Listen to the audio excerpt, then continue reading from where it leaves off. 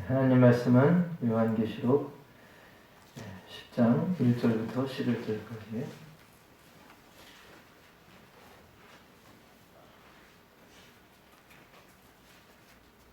신약성경 409페이지 요한계시록 10장 1절부터 11절 제가 공독하겠습니다.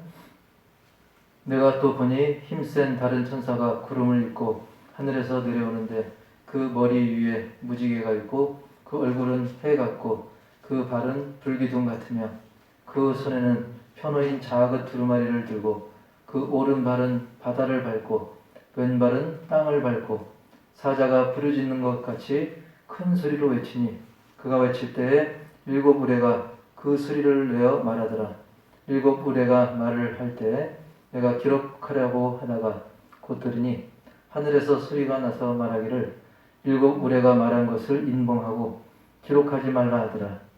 내가 본 바 바다와 땅을 밟고 서 있는 천사가 하늘을 향하여 오른손을 들고 세세토록 살아계시니 곧 하늘과 그 가운데에 있는 물건이며 땅과 그 가운데에 있는 물건이며 바다와 그 가운데에 있는 물건을 창조하신 이를 가리켜 맹세하여 이르되 지체하지 아니하리니 일곱째 천사가 소리내는 날 그의 나팔을 불려고 할 때 하나님이 그의 종 선지자들에게 전하신 복음과 같이 하나님의 그 비밀이 이루어지리라 하더라. 하늘에서 나서 내게 들리던 음성이 또 내게 말하여 이르되 네가 가서 바다와 땅을 밟고 서 있는 천사의 손에 편의인 두루마리를 가지라 하기로 내가 천사에게 나아가 작은 두루마리를 달라 한즉 천사가 이르되 갖다 먹어버리라. 네 배에는 쓰나 네 입에는 꿀같이 달리라 하거늘 내가 천사의 손에서 작은 두루마리를 갖다 먹어버리니 내 입에는 꿀같이 다나 먹은 후에 내 배에서는 쓰게 되더라. 그가 내게 말하기를 네가 많은 백성과 나라와 방언과 임금에게 다시 예언하여야 하리라 하더라. 아멘. 오늘은 달고 쓴 책이란 제목으로 말씀을 나누겠는데요. 원래 지난주까지 6번째 천사가 이제 나팔을 불면서 재앙이 임했기 때문에 원래는 이제 7째 천사가 등장해야 되지만 그 사이에 7번째 마지막 그 천사의 나팔을 불기 전에 다른 천사가 중간에 이제 개입을 합니다. 힘센 다른 천사가 등장을 해서 말씀을 주는 내용이 이제 오늘 말씀인데 이제 마지막 재앙에 앞서서 이렇게 개입했다는 것은 그만큼 또 중요한 또 사실을 이제 알리게 되는 그런 내용이죠. 마치 사형을 딱 집행하려고 할 때 잠깐만 하고 그걸 멈추게 하고 뭔가 소식을 전하듯이 이제 6번째와 7번째 천사 사이에 힘센 다른 천사가 오늘 말씀에 등장을 하는데 그 모습을 보니까 저 모습은 그냥 성경을 근거로 이렇게 상상해서 그린 모습입니다. 그래서 성경의 내용을 보면 구름을 입고 그 천사가 힘센 다른 천사가 그 구름을 입고 하늘에서 내려온다고 했어요. 근데 이 표현은 사실 그 시편 104편이나 시편 104편 2절과 3절에 보면 그런 내용이 나옵니다.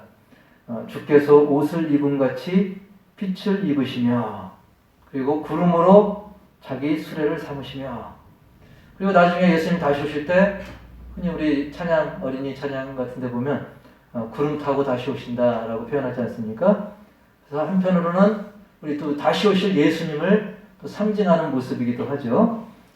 그리고 그 머리 위에 무지개가 있다고 했습니다. 머리 위에 무지개가 있다고 했는데 이 무지개는 잘 아시다시피 언제 성경에 보면 언제 처음 기록이 되냐면 노아의 심판 이후에 하나님께서 다시는 내가 물로 세상을 심판하지 않겠다라는 그런 약속의 의미를 담았기 때문에 무지개를 볼 때 많은 사람들은 좀 하나님의 약속 그리고 심판을 그 물로 심판을 안 하겠다는 그런 하나님의 약속, 희망 그걸 보게 되죠. 그런데 우리는 거기서 놓치면 안 될 게 뭐냐면 무지개 하면 뭔가 평화롭고 멋진 것만 생각하는데 사실은 그 심판을 아예 안 하겠다는 게 아닙니다. 이 세상을 물로는 심판하지 않겠다 더 이상. 그러니까 다른 것으로는 심판할 수 있다는 거예요. 그래서 우리는 무지개를 통해서 모든 심판이 하나님의 주권하에 있다. 그거를 우리가 알아야 되는 거죠. 그러면서 그 얼굴은 또 해와 같다 그랬습니다. 아침에 굉장히 쌀쌀했는데 물론 지금도 좀 쌀쌀하지만 그래도 해가 뜨면서 약간 온기가 돌죠. 이 해가 뜨면서 어둠이 물러가고 온기가 돌듯이 그 얼굴이 해 같다는 것은 이제 어둠을 물리치고 그리고 모든 두려움과 불안을 물리치는 이 말씀, 복음의 능력을 또 상징하는 겁니다. 그리고 더 신기한 건 그 발이 불기둥 같다고 그랬습니다. 여러분 불기둥은 이스라엘 백성들이 출애굽해가지고 광야 생활할 때 그 어두운 밤을 불기둥이 이제 인도를 해줬고 게다가 여러 가지 들짐승으로부터도 보호해주고 적들도 그거 보니까 신기해서 함부로 이스라엘을 어떻게 할 수 없었죠. 즉 온 세상이 캄캄해도 이스라엘에게는 그들을 인도하는 이 불기둥이 있었습니다. 어둠의 권세도 침범할 수 없는 그런 불기둥이 있었죠. 그와 마찬가지로 주님이 우리 가운데 계시면 정말 우리 심령에 주님의 그 불기둥, 말씀의 불기둥, 성령의 불기둥이 우리의 길을 안내해 주셔서 이제 우리는 그런 찬양을 또 떠올릴 수 있죠. 갈 길을 밝히 보이시니 그 찬양처럼 이 어두운 이 밤길 같은 이 세상에서 혼돈한 세상에서 주의 말씀이 또 성령이 불기둥처럼 우리를 인도해 주시는 거죠. 그런데 그 천사의 손에는 편호인 작은 두루마리를 들고 있다고 했습니다. 두루마기는 옷이고 두루마리는 책이라고 했어요. 작은 책을 근데 저는 그냥 우연히 그냥 쓱 읽었는데 다시 한번 보니까 이 편호인 그게 눈에 들어오더라고요. 그냥 책을 이렇게 접히지 않고 이게 펴 놓여 있다고 했습니다. 그만큼 복음이 빨리 읽혀져야 되고 빨리 선포되어져야 되고 또 누구라도 읽을 수 있게끔 이 복음이 중요하다는 사실을 의미하고 있는데 그 손에 펴놓인 작은 두루마리를 들고 그 오른발은 바다를 밟고 저 그림도 보면 한쪽 발은 바다를 밟고 있죠. 또 한쪽 발을 왼쪽 발은 땅을 또 밟고 있다고 했습니다. 즉 이 계시의 말씀이 펼쳐 있어서 누구든지 읽고 듣고 알아야 될 그런 중요한 그리고 모두가 알아야 될 그런 말씀이라는 것인데 그 말씀을 들고 계신 주님의 발이 바다도 밟고 땅도 밟고 있다는 것은 온 땅, 온 바다 즉 세계 열방 가운데 그 말씀이 그 영향력이 다 퍼져가고 있음을 증거하고 있는 그런 말씀인 것입니다. 그래서 하나님의 거룩한 말씀은 어느 한쪽 서양만 어디 유럽만 아시아만이 아니라 온 땅, 온 바다 세계 5대양 6대주에 펼쳐지고 증거되어야 될 그런 말씀이라는 것을 보여주는 거죠. 자, 이제 예수님을 상징하는 그 천사가 마치 사자가 부르짖는 것처럼 큰 소리로 외칠 때에 7 우레가 그 소리를 바란다 그랬어요. 7 우레. 그래서 7 우레가 그 소리를 바란다는 것은 그 7은 특별히 이제 완전함을 의미합니다. 완전수인 것이죠. 그래서 주님께서 세상에 흩어져 있는 모든 신자들에게 빠짐없이 그 능력 있고 약속의 말씀, 그 우레가 얼마나 우렁찹니까? 그리고 짝짝 갈라지듯이 7갈래로 짝짝 갈라져서 교회들에게 또 성도들에게 또 세상을 향해서도 완벽한 복음의 말씀을 전달하는 그것을 의미합니다. 오늘날로 말하면 그 사명을 이제 우리가 감당해야죠. 하나님이 이제 7 우레로 전달해 줬기 때문에 지금은 교회가 그리고 교회를 이루는 성도들이 세상을 향해서도 하나님의 그 분명한 말씀 그리고 우레 그리고 번개 그게 치면 눈으로 확실하게 볼 수 있듯이 우리가 세상을 향해서도 비록 우리는 완벽하지 않지만 그걸 전하는 우리는 완벽하지 않지만 우리가 전하는 말씀 자체는 완벽한 것이거든요. 그래서 비록 우리는 그릇으로서 도구로서는 너무나 연약하고 부족하지만 우리가 증거하는 말씀은 하나님의 말씀이기에, 완벽한 하나님의 말씀이기에 우리가 세상을 향해서 그 구원의 메시지를 전파할 사명이 있다는 것입니다. 물론 우리가 전한다고 해서 모두가 다 듣고 아무럼요 다 믿어야죠. 그럼 얼마나 좋겠습니까? 우리가 비록 전하지만 그거를 안 듣는 사람도 있습니다. 노아의 홍수 때는 노아 가족 말고는 다 안 들었어요. 전부 다 죽었죠. 그렇다고 노아가 어차피 안 믿을 거 하고 안전했을까요? 그렇지 않죠. 노아가 전한 말씀 자체는 하나님의 진리였기 때문에 그는 그냥 전했습니다. 사명대로. 우리도 마찬가지죠. 우리가 어차피 안 들을 거, 어차피 안 믿을 거. 근데 실제로 겪어보면 도저히 안 믿을 것 같은 사람이 믿기도 하고 정말 순하고 정말 법 없이 살 사람이고 근데도 끝까지 안 믿다 죽는 사람도 있는 겁니다. 그걸 우리가 판단할 것이 아니라 믿고 안 믿고는 우리가 판단할 것이 아니라 하나님께 맡기고 우리는 그저 증거할 뿐입니다. 실제로 천국과 지옥을 증거해도 그걸 막 오해하는 사람들도 많이 있습니다. 이슬람 그 급진주의자들 보면 엊그저께도 막 뉴스 나왔더라고요.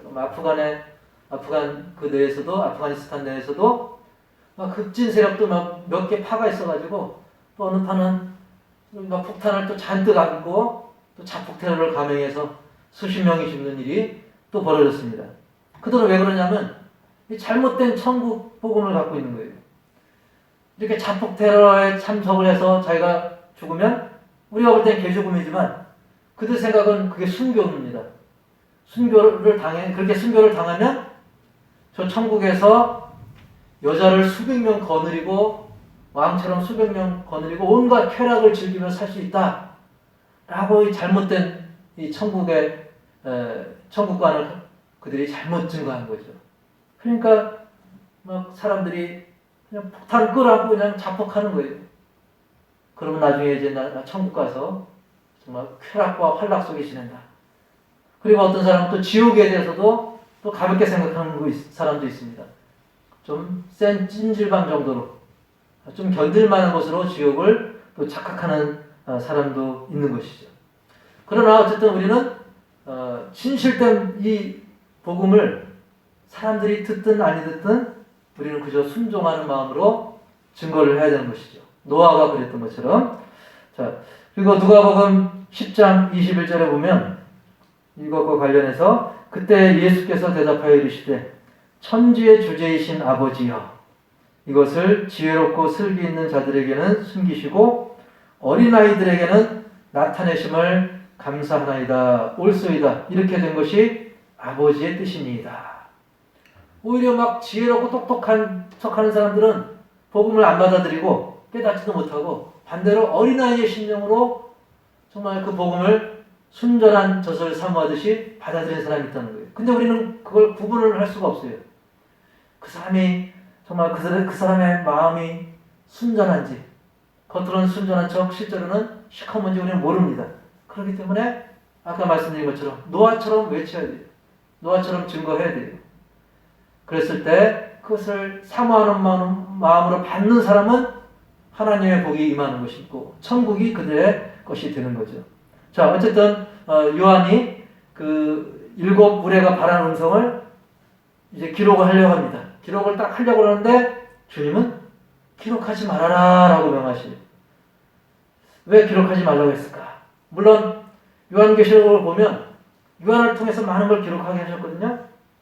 근데 더 많이 기록할 수도 있었는데 하나님은 어떤 것은 기록하게 하시고 또 어떤 것은 기록하지 말라고 명하는 경우도 있다는 거예요. 오늘도 그런 경우인데 왜 기록하지 말라고 그랬지? 그런 궁금증이 우리에게 생길 수 있습니다. 일단 우선적으로 하나님은 이 모든 것을 다 기록하게 하시지 않습니다. 꼭 읽어야 될 말씀만 기록하게 하십니다. 실제로 일일이 다 기록을 하다 보면 그거 다 우리가 읽다가 세월 다 갑니다. 그래서 요한복음 그 21장 25절에도 그런 말씀이 있죠. 예수께서 행하신 일이 이 외에도 많으니 만일 낱낱이 기록된다면 이 세상이라도 이 기록된 책을 두기에 부족할 줄 아노라 라고 말씀하고 있어요. 예수님이 행하신 모든 것조차도 다 기록한다면 빠짐없이 기록한다면 이 세상에 그 책을 읽기는커녕 보관조차 어렵다는 거예요. 그러니까 우리가 성경 볼 때는 굉장히 두꺼워 보이지만 사실 주님의 역사, 하나님의 역사, 앞으로 되어질 일, 그거를 이 한 권에 한 것은 굉장히 요약된 거예요. 만약에 제대로 더 많이 하려고 그러면 우리 교회 채워도 모자랄 정도로 정말 주님이 하신 일들이 그렇게 많다는 겁니다. 그러나 책이 뭐 두껍다고 좋은 것이 아니라 하나님께서는 이걸로도 충분하다 했기 때문에 모든 것을 다 기록하지 않고 필요한 것만, 우리에게 꼭 필요한 부분까지만 딱 기록을 허락하셨다는 거예요. 그리고 또 한 가지 이유는 뭐냐면 때로는 비밀도 필요하다는 것입니다.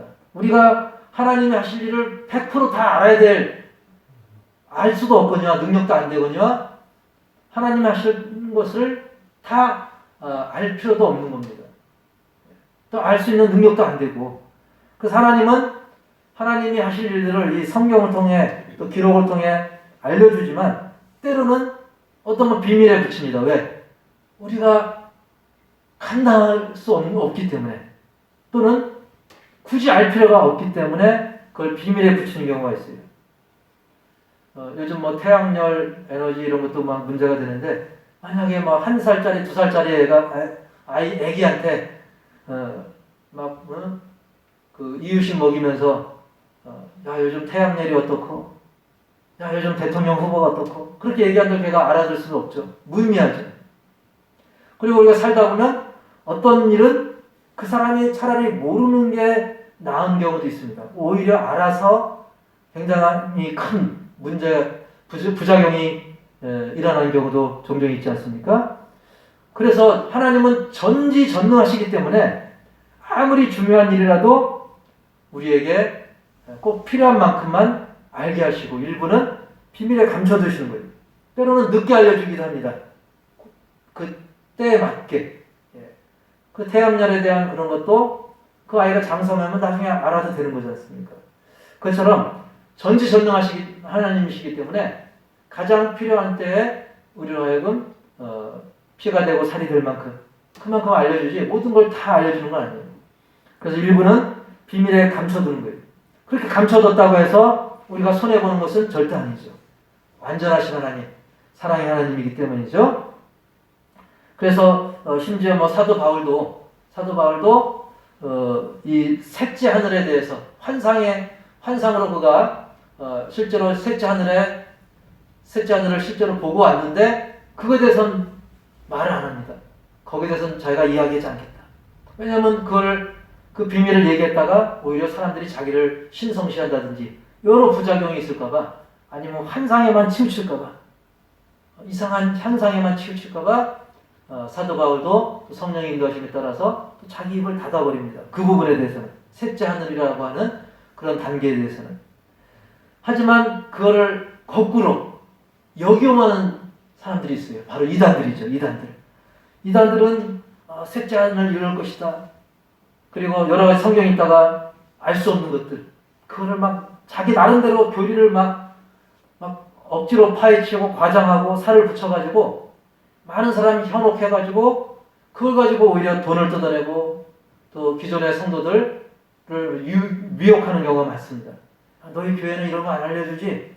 우리는 이거 알려줘 하면서 굉장히 새로운 비밀인 것처럼 막 하는 거죠. 예를 들면 뭐 짐승의 수 666 이런 것도 많은 이단들이나 그런 또 잘못된 해석들을 붙여가지고 666은 바코드다. 옛날에 바코드라고 했어요. 좀 지나니까 666은 베리칩이다. 또 지나니까 666은 코로나 백신이다. 이러면서 많은 사람들을 미혹해하고 잘못된 길로 빠지게 하는 경우가 많다는 겁니다. 그래서 우리는 어쨌든 그 하나님이 우리에게 알려주신 만큼만 충실해도 되는 거예요. 사실 성경, 이 66권, 창세기부터 요한계시록, 이것만 가지고도 우리가 정말 평생 다 깨닫지 못하는 경우도 있지 않습니까? 근데 오늘날 많은 이단들은 그걸 이용해가지고 사람들을 현혹하고 잘못된 길로 빠지게 하는 거죠. 우리가 그 사실을 경계하고, 자, 그래서 조금 전 그 천사도 이제 계속 이어서 뭐라고 하냐면 지체하지 않고, 즉 때가 되면 하나님의 그 계획과 섭리 그리고 심판과 모든 그 계획들이 지체하지 않고 때가 되면 그 모든 비밀이 다 그대로 이루어진다는 거예요. 모든 그 비밀했던 말씀, 신비했던 말씀도 이미 선지자들을 통해서, 사도들을 통해서 전파된 복음 그대로 이루어질 것이다. 굳이 기록하지 않아도 그대로 이루어진다. 때가 되면 다 이루어지고 알게 된다는 것입니다. 그러면서 요한에게 이제 오늘 말씀과 좀 말씀 제목과도 관련된 다소 충격적인 명령을 하시는데, 그것은 바로 이 천사의 손에 그 펴놓인, 접어놓지 않고 펴있는 그 두루마리, 그 책을 갖다가 먹어라. 그러면 네 배에서는 쓰지만 네 입에서는 꿀같이 달다. 즉 입으로 들어갈 땐 단데 뱃속에서는 쓰다는 거예요. 10절 말씀 보니까 내가 천사의 손에서 작은 두루마리를 갖다 먹어버리니 내 입에는 꿀같이 달아 먹은 후에 내 배에서는 쓰게 되더라 그랬습니다. 그래서 다음 그림에도 제가 이렇게 알기 쉽게 저 말씀 두루마리 그 책을 먹을 때는 입에서는 마치 꿀맛이었어요. 그러나 먹고 나서는 막 굉장히 쓴 느낌을 갖게 되는 겁니다. 그래서 다음 페이지로 또 다시 넘어가면 즉 이게 무슨 영적인 의미냐면 하나님의 말씀을 받을 때는 이 사도 요한도 그렇고요. 과거에 뭐 에스겔 선지자나 뭐 예레미야 선지자나 이런 사람들이 하나님 말씀이니까 너무나 은혜롭죠.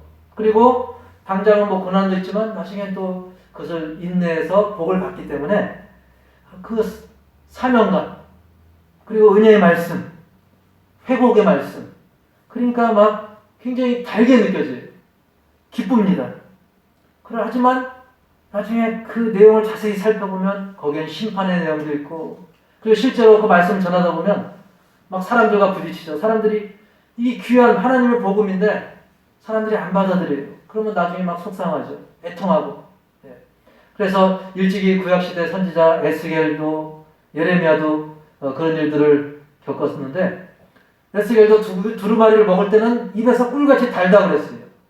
예레미야도 그 말씀이 나에게 기쁨이 됩니다. 나에게 즐거움이 됩니다라고 고백을 했었습니다. 그런데 실제로 나중에 어떻게 됩니까? 그 말씀을 전하는 과정에서 막 매도 맞고 갇히기도 하고 사람들은 그걸 제대로 깨닫지 못하고, 그래서 예레미야는 그 별명이 눈물의 선지자라는 별명도 있어요. 눈물의 선지자. 선지자이기 때문에 하나님의 계시의 말씀을 알고 하나님의 은혜를 알고 얼마나 기쁩니까? 하지만 현실에서는 그 말씀을 가지고 말씀대로 살고 또 그 말씀을 증거하는 과정에서는 눈물을 많이 흘려야 되는 그런 일을 겪었다는 것입니다.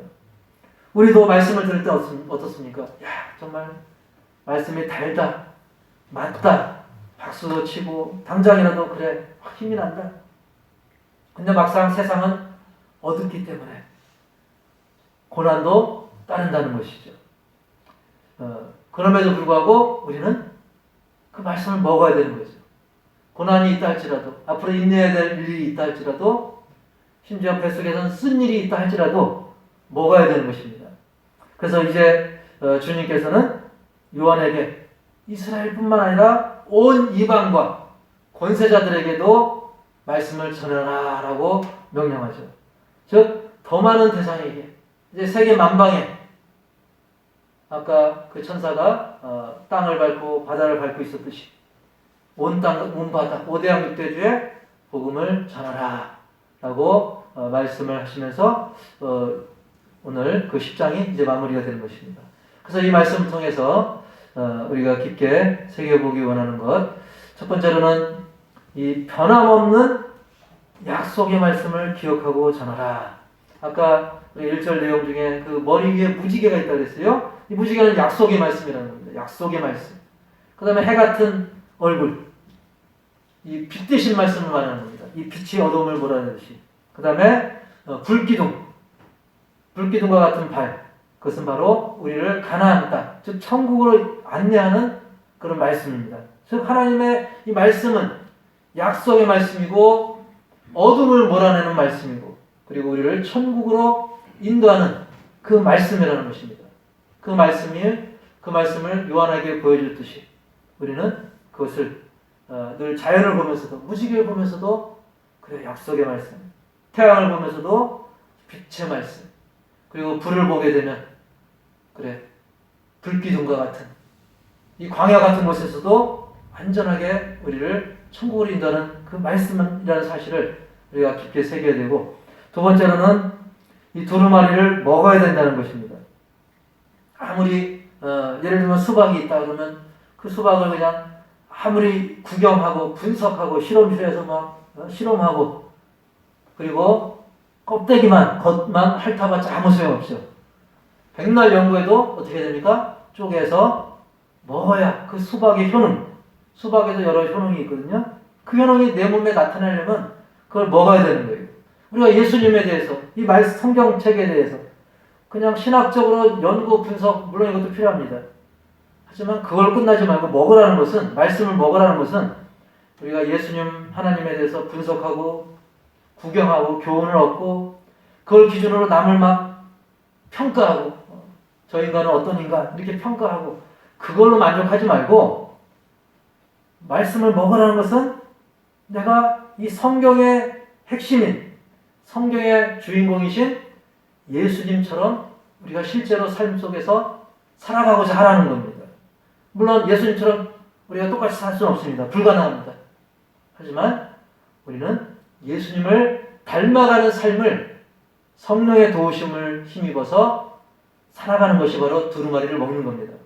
즉 말씀을 읽고 듣고 그대로 실천하고자 하는, 그리고 작은 것이라도 실제로 실천하는, 그것이 바로 두루마리를 먹는 겁니다.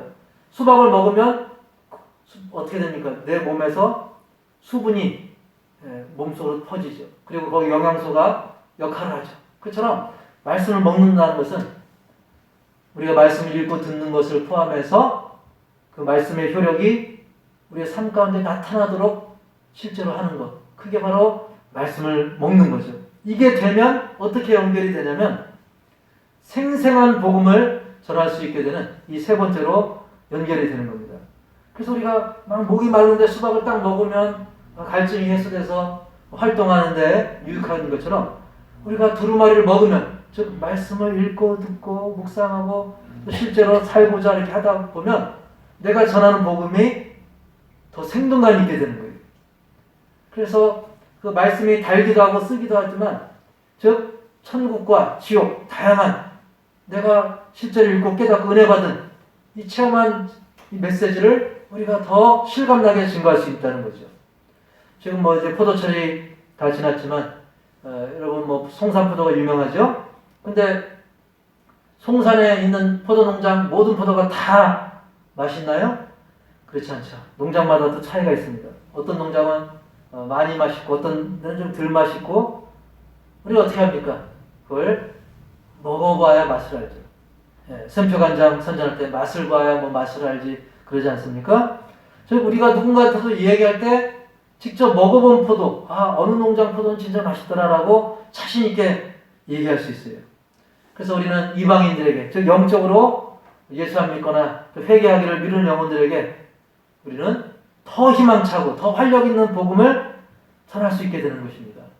물론 우리가 그 정도 단계에 올라야만 할 수 있는 건 아닙니다.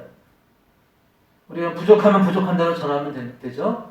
근데 기왕 더 활력 있고 더 생생한 복음을 전하려면 아까 1번, 2번의 말씀처럼 우리가 변함없는 약속의 말씀을 기억하고 또 두루마리를 먹는 심정으로 말씀을 사모하며 읽고 듣고 또 실제로 그 말씀대로 살아가고자 할 때, 그때 더 생생한 복음을, 더 활력 있는 복음을 우리가 증거할 수 있게 된다는 것입니다. 그러기 위해서는 우리가 평소 더 말씀을 많이 맛보고 누려야 되는 거죠. TV 어떤 그 광고 보면 씹고 뜯고 맛보고 즐기고 그런 표현도 있지 않습니까? 그래서 우리는 말씀에 대해서 씹고 뜯고 맛보고 즐기듯이 말씀을 자꾸 많이 접하고 그것을 이야기하고, 사람들은 막 정치 얘기만 또는 뭐 다른 건강 얘기만 막 할 때 우리도 물론 그런 얘기도 필요합니다. 근데 거기다가 우리가 자연스럽게 말세에 대해서 비록 우리가 사람을 설득할 능력은 부족하지만 성령의 도우심을 구하면서 기도하는 마음으로 한다면 놀랍게 지혜를 주십니다. 놀랍게 하나님께서 생각지 못한 것을 생각나게 해주셔요. 그게 바로 성령의 도우심입니다. 그래서 그것을 계속 반복하다 보면 훈련이 되어지고 또 성령께서 또 자신감도 주시는 겁니다. 그래서 더 읽고 더 듣고 더 삶에 더 실천하고 반복하고 반복하면 더 그 확장이 되는 것이죠.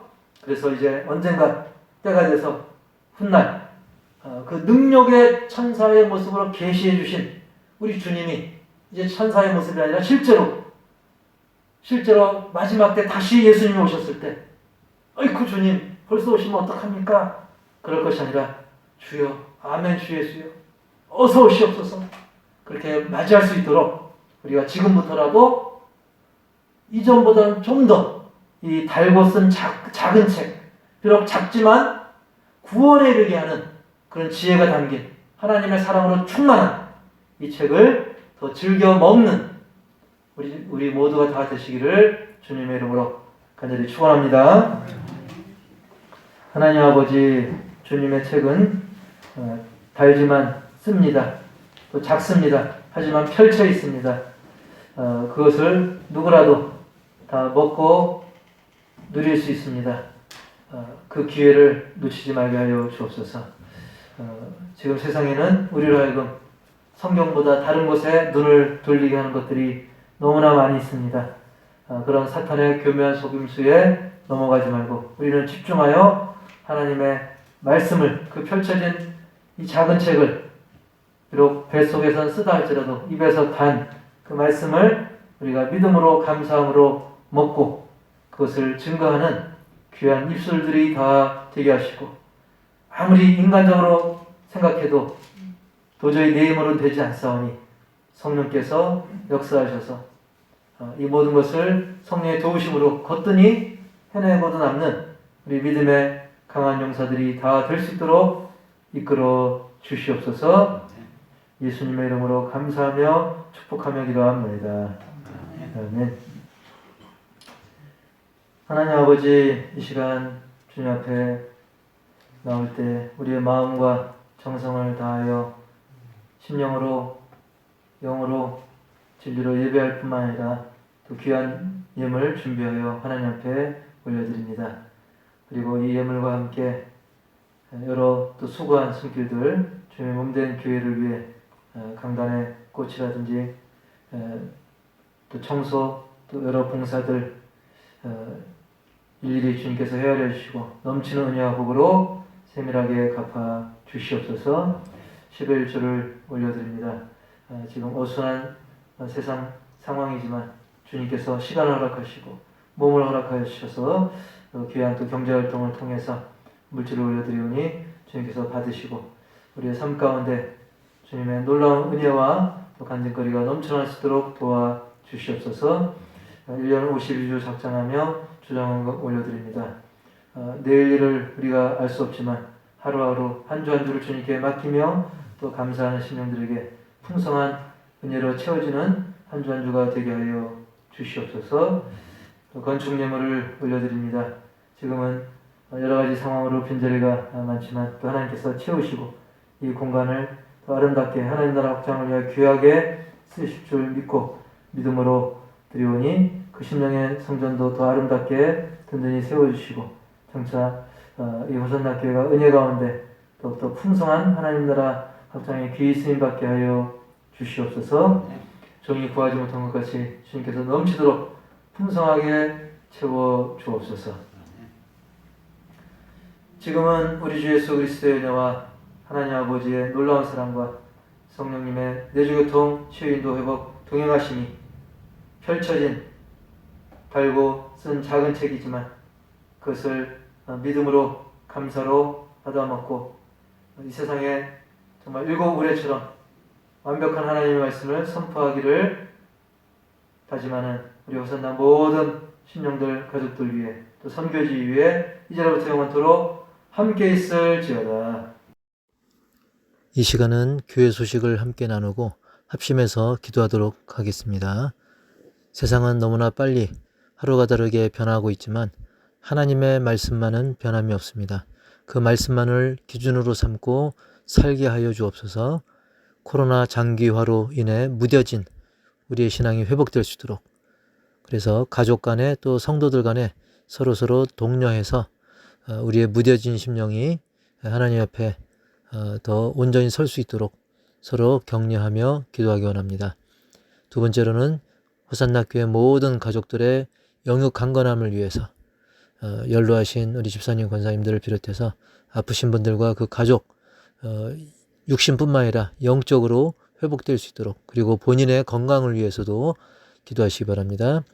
세 번째로는 어려움을 겪고 있는 한국교회와 억압을 받고 있는 우리 북한의 성도들, 그리고 너무나 열악한 우리 선교지 그리고 선교사님들, 특별 기도 제목 김종규 선교사님 카자흐스탄에서 비자 문제 잘 해결될 수 있도록, 또 화재로 인해 어려움을 겪고 있는 강병구 목사님, 최정은 사모님, 또 췌장과 불면증으로 어려움을 겪고 있는 우리 송창현 목사님을 위해, 또 아프가니스탄이나 미얀마, 홍콩 등등 억압받는 또 나라들을 위해서도 기도해 주시고요.